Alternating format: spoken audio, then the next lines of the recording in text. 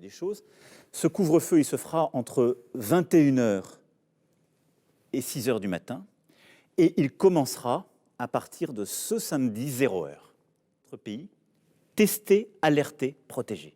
C'est la clé de la stratégie qu'on doit faire monter en puissance tout le mois de novembre et en décembre.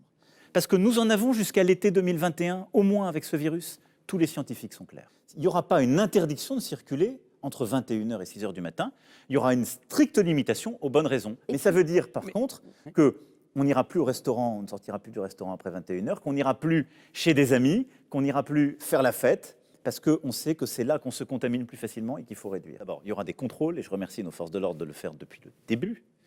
Et il y aura des amendes, comme il y en a déjà pour justement beaucoup d'infractions prévues. Combien, d'ailleurs ? Donc ce sera une amende de 135 €, qui est celle qui prévaut pour aujourd'hui les masques ou les restrictions déjà quand il y en a qui sont observées, je le rappelle.